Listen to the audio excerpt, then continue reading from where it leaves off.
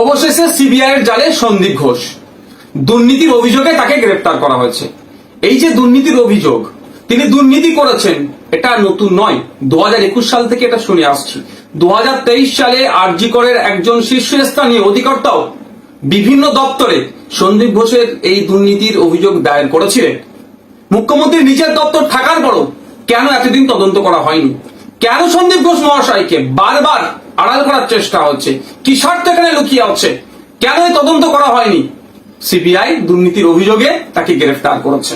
আমরা চাইবো সিবিআইয়ের কাছে শুধুমাত্র সন্দীপ ঘোষ নয়, এই আরজি কর কাণ্ডে যে দুর্নীতির সাথে যারা যুক্ত, যে সমস্ত রাঘব বোয়ালরা যাদের সাথে পরামর্শ আলোচনা করে এই ধরনের দুর্নীতি করেছে, প্রাতিষ্ঠানিক দুর্নীতি যারা করেছে, তাদের প্রত্যেককে এর মধ্যে যুক্ত করা এবং প্রত্যেককে গ্রেফতার করে কোর্টের কাছে তাদেরকে হাজির করুক, আশা করব। আর আমরা বারবার বলে আসছিলাম, তিলোত্তমার ধর্ষণ হত্যার শুধু নয়, এর পিছনে গভীর রহস্য লুকিয়ে আছে। আমার তিলোত্তমা দিদি নিশ্চিতভাবে এই দুর্নীতিগ্রস্ত নেতাদের, দুর্নীতিগ্রস্ত মানুষদের কিছু রহস্য রাজ জানতে পেরে গিয়েছিল, সেই জন্যই তাকে ধর্ষণ করে নৃশংসভাবে হত্যা করা হয়েছে।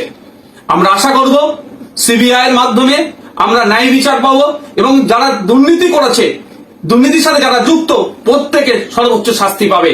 আর একটা প্রশ্ন করি এখানে, সিবিআই এর কাছে জানতে চাইছি, বাংলার মানুষ জানতে চাইছে, এই ক্ষেত্রে এই ধর্ষণ এবং খুনের ক্ষেত্রে তিলোত্তমার সন্দীপ ঘোষের কি ভূমিকা ছিল? তার এখানে তিনি কি মাস্টার মাইন্ড প্লে করেছেন বা কি ভূমিকা তার ছিল খুন হয়ে যাওয়ার পেছনে বা ধর্ষণের পেছনে?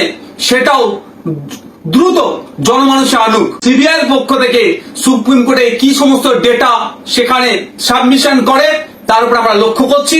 আমরা বাংলার মানুষ অধীর আগ্রহে অপেক্ষায় আছি। জাস্টিস ফর তিলোত্তমা কোনোভাবেই এই আরজি করে যে ঘটনা ঘটেছে মেনে নেওয়া যাচ্ছে না, মেনে নেওয়া যাবে না। আগামী দিনে এই ধরনের কোনো না ঘটনা ঘটে, তার জন্য রাজ্য প্রশাসন, সিবিআই এবং কেন্দ্র সরকারকে আরো সক্রিয় হতে হবে।